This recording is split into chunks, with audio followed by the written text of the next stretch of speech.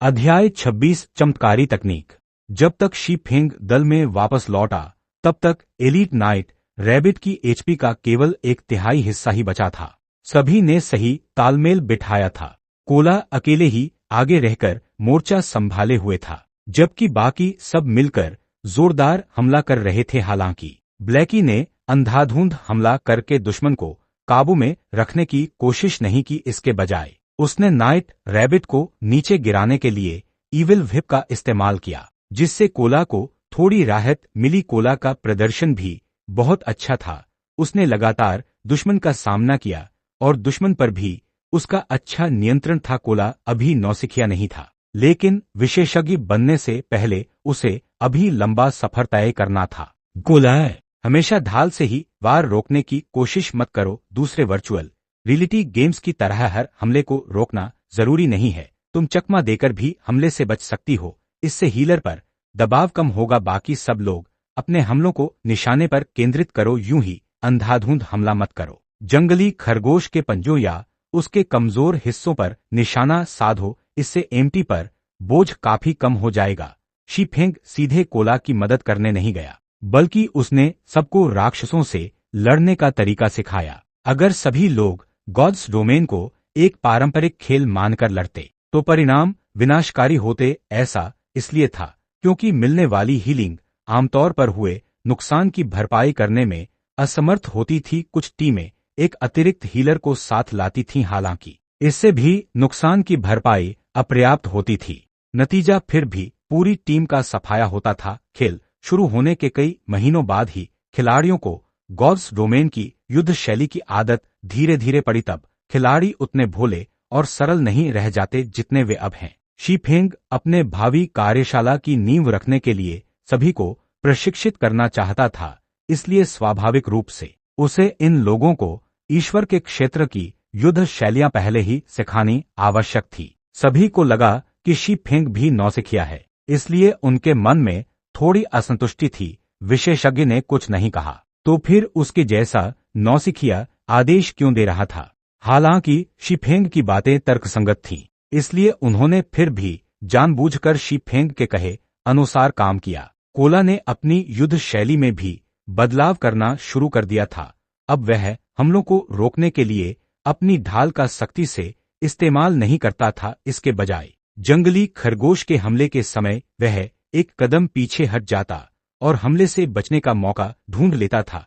हालांकि कोला को अभी भी ज्यादातर समय हमलों को रोकने के लिए अपनी ढाल का इस्तेमाल करना पड़ता था, फिर भी इससे उपचारक पर बोझ काफी कम हो गया था। इस बदलाव के कारण नाइट रैबिट को मारना और भी आसान हो गया। पहले स्तर के कुछ नौसिखिए भी थोड़े हैरान थे शी फेंग के प्रति। उनके विचारों में कुछ बदलाव आया था। शी फेंग उतना असहनीय नहीं था जितना उन्होंने सोचा था। इस स्थिति पर शी फेंग ने बस मुस्कुरा दिया। उन्हें उनकी बातों से कोई फर्क नहीं पड़ा। शी फेंग को कोला का प्रदर्शन देखकर बस यही लगा कि वह काफी अच्छा है। 10 साल बाद कोला भले ही एक कुशल योद्धा बन चुका था, लेकिन अभी भी वह उस स्तर से बहुत दूर था। अगर कोई राक्षस माहिर होता तो वह पीछे नहीं हटता, बल्कि बिना हिले रुले हमले से बच निकलता। ऐसा इसलिए क्योंकि अगर राक्षस हिलता तो वह भी हिल जाता। इस स्थिति में दूर से हमला करने वाले योद्धाओं को परेशानी होती और उन्हें भारी नुकसान उठाना पड़ता। हालांकि इस तकनीक के लिए युद्ध का भरपूर अनुभव और फुर्तीली प्रतिक्रिया वाला शरीर जरूरी था। कोला को अभी भी बहुत प्रशिक्षण की आवश्यकता थी। एलीट नाइट रैबिट पल भर में ढेर हो गया। इसने बरसेरकर्स के लिए एक स्किल बुक व्हर्लविंड स्लैश गिराई, साथ ही इसने 3 कॉपर भी गिराए। हेल मोड के ड्रॉप रेट को देखकर हर कोई हैरान रह गया। एक एलीट मॉन्स्टर को मारने के तुरंत बाद एक स्किल बुक मिल जाती थी। अगर वे 10 से ज्यादा एलीट मॉन्स्टर मारते तो क्या उन्हें 10 से ज्यादा स्किल बुक नहीं मिलनी चाहिए थी? यह ध्यान देने योग्य है कि स्किल बुक बेहद दुर्लभ थी और एक कॉमन स्किल बुक भी एक सिल्वर में बिक सकती थी। शी फेंग को उनके विचारों का स्वाभाविक रूप से पता था। हालांकि हेल मोड में भी इतनी अधिक ड्रॉप रेट नहीं थी। यह हार्ड मोड की तुलना में केवल 3 से 4 गुना थी। इसके बाद शी फेंग ने व्हर्लविंड स्लैश को अचंभित लोनली स्नो को दे दिया। फिर उसने कोला को level 1 bronze defensive plate armour दिया। नाइट रेंजर ने कवच गिरा दिया। इन वस्तुओं के साथ दल की शक्ति में थोड़ी वृद्धि हुई। डिफेंसिव प्लेट आर्मर मिलने के बाद कोला का मुंह खुला का खुला रह गया। उसने जल्दी से शी फेंग को इसके लिए धन्यवाद दिया। इस कांस्य प्लेट आर्मर से न केवल कोला की रक्षा क्षमता 14 अंक बढ़ गई थी, बल्कि उसकी एचपी भी 350 अंक हो गई थी। शी फेंग और ब्लैकी को छोड़कर वहां मौजूद हर कोई ईर्ष्या से भरा हुआ था। कांस्य उपकरण एक विशेषज्ञ की पहचान थी। कालकोठरी के बाहर कांस्य उपकरण प्राप्त करना असंभव था, चाहे आप कितनी भी विनती करें, और यह उपकरण अकेले शी फेंग ने प्राप्त किया था। फिर भी शी फेंग ने बिना किसी झिझक के इसे कोला को दे दिया। शी फेंग के प्रति सबकी राय काफी बदल गई।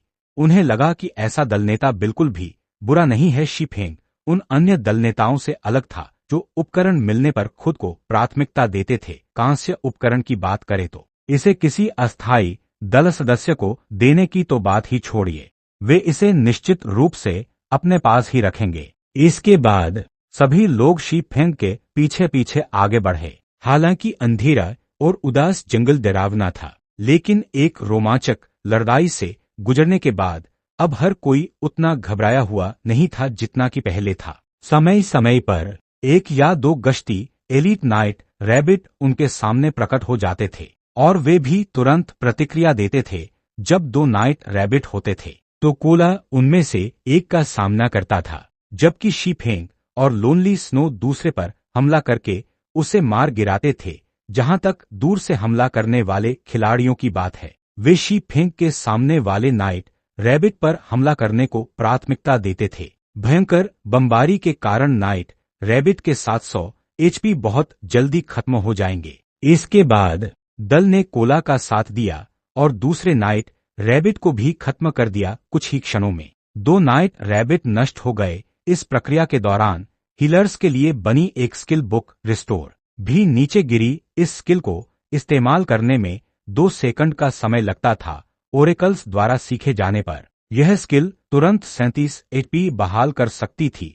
यह लाइफ प्रेयर से कहीं बेहतर थी। इसका कूलडाउन लाइफ प्रेयर के समान नहीं था, इसलिए इन दोनों का एक साथ उपयोग करके एलीट नाइट रैबिट्स द्वारा किए गए नुकसान को पूरी तरह से बेसर किया जा सकता था। ड्राउजी स्लॉथ ने कौशल की किताब सीखने देने के लिए शी फेंग और बाकी साथियों का लगातार शुक्रिया अदा किया। कालकोठरी जीतने के लिए रिस्टोर एक बेहद जरूरी कौशल था। अगर इसे बाहर बेचा जाता तो कम से कम 2 या 3 चांदी के सिक्के मिल सकते थे।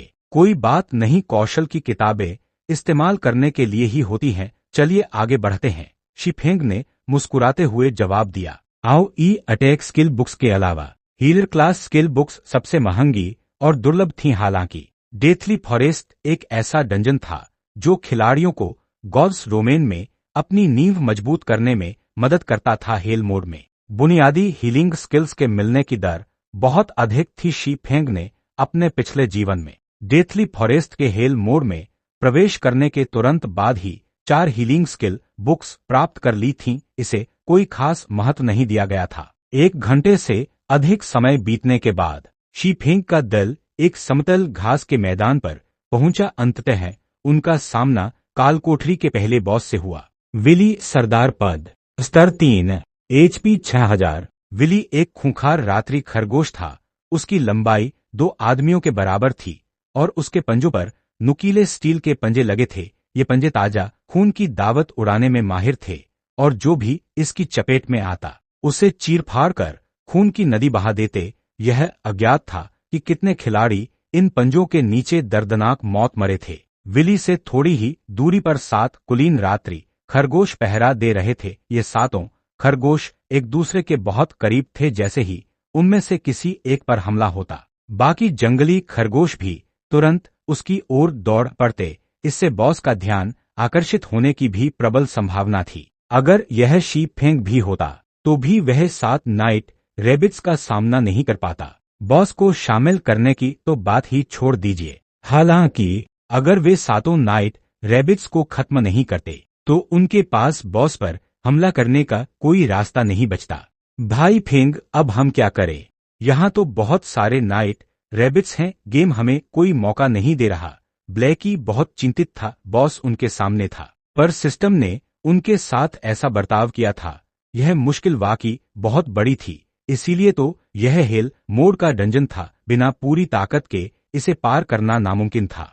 सिस्टम की सेटिंग ने भी सबको नाराज कर दिया। भला 7 एलीट नाइट रैबिट्स का सामना कौन कर सकता था?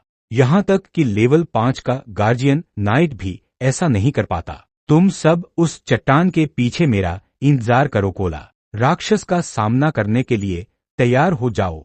मेरे आदेश के बिना किसी और को हमला करने की अनुमति नहीं है। शी फेंग ने पास की एक बड़ी चट्टान की ओर इशारा किया।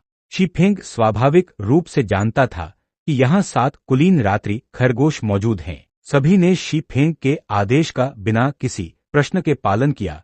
यहाँ तक पहुंचने के रास्ते में उन्होंने जितने भी राक्षसों को मारा था, उन सभी को मारने में शी फेंग के आदेशों का ही योगदान था। उन्होंने कई नाइट रैबिट्स को मार गिराया था और सभी को 1 या 2 कांस्य उपकरण प्राप्त हुए थे। ब्लैकी के पास तो 5 कांस्य उपकरण थे। उनकी सेना की शक्ति निश्चित रूप से अन्य कुलीन सेनाओं से कहीं अधिक थी। इस उपलब्धि का श्रेय शी फेंग के आदेशों को ही जाता है। शी फेंग 7 नाइट रैबिट्स से 40 गज की दूरी पर एक जगह पर भाग गया। वह चुपचाप झाड़ियों में छिप गया और नाइट रैबिट्स की हर हरकत पर नजर रखने लगा। सभी समझ गए थे कि शी फेंग राक्षसों को लुभाने की कोशिश कर रहा था। हालांकि 7 रात्रि खरगोश एक दूसरे के बहुत करीब थे। शी फेंग एक तलवारबाज था, उसके पास लंबी दूरी से हमला करने की कोई क्षमता नहीं थी, तो वह राक्षसों को कैसे लुभा सकता था? समय धीरे धीरे बीतता गया। सभी बेहद चिंतित थे। अगर शी फेंग गलती से भी असफल हो जाता तो सब कुछ बर्बाद हो जाता। हालांकि शी फेंग शांत था। वह दूर उड़ते हुए नाइट रैबिट्स को देखता रहा और जरा भी नहीं हिला। ऐसी क्षण एक ठंडी हवा चली, पेड़ पर गिरा एक सूखा पत्ता उड़कर दूर जा गिरा। रात के खरगोश की ओर गिरते हुए सूखे पत्ते को देखकर शी फेंग ने अपने पास पड़ा एक छोटा पत्थर उठाया। धीरे से उसने पत्थर को उसकी ओर फेंक दिया। पत्थर जिस दिशा में उड़ा वह बॉस के सबसे करीब मौजूद नाइट रैबिट की ओर था। हमारा काम खत्म हो गया है। सभी को पता था कि इसका परिणाम क्या होगा। निश्चित रूप से एक बॉस और 7 नाइट रैबिट्स मिलकर उनकी ओर दौड़ेंगे और उन्हें रक्त बलि में बदल देंगे। जिस क्षण पत्थर नाइट रैबिट को लगने ही वाला था, संयोगवश एक सूखा पत्ता पत्थर और नाइट रैबिट के बीच आ गया। पत्थर सूखे पत्ते से टकराया और उसे चूर-चूर कर रात के खरगोश पर जा गिरा। रात के खरगोश ने अचानक अपने आसपास देखने के लिए मुड़ा और उसे केवल एक पत्ता दिखाई दिया, लेकिन एक पत्ते के लगने से उसे इतना दर्द कैसे हो सकता है? इसके बाद रात का खरगोश अपने ठिकाने से निकलकर आसपास का जायजा लेने लगा। वह इधर-उधर भटकता रहा, यह जाने बिना कि वह क्या ढूंढ रहा है। अनजाने में ही वह अपने ठिकाने से 20 गज से अधिक दूर चला गया था और वह लगातार दूर बढ़ता जा रहा था। अत्यंत दिव्य, लोनली स्नो ने विस्मयबोध से कहा। उसकी आंखें मानो अपनी जगह से बाहर निकल आई थी। बाकी सबने भी चुपचाप सिर हिला दिया। रात के खरगोश को मारते हुए सूखे पत्ते पर निशाना लगाने के लिए किस प्रकार के सटीक निर्णय और लक्ष्य की आवश्यकता थी, जिससे रात के खरगोश की घृणा भ्रमित हो जाए और वह अंधाधुंध अपने लक्ष्य की तलाश करने लगे। इसे सर्वोच्च कौशल कहना भी अतिशयोक्ति नहीं होगी। क्या शी फेंग सचमुच नौसिखिया था? वह यहाँ आकर उन्हें मूर्ख बनाने वाला कोई गेमिंग का महारथी तो नहीं हो सकता है ना? समोनर, बाकी सब आप पर निर्भर है। शी फेंग चट्टान की ओर चल पड़ा। उसने समोनर की ओर देखा और मुस्कुराते हुए उसके कंधे थपथ पाए।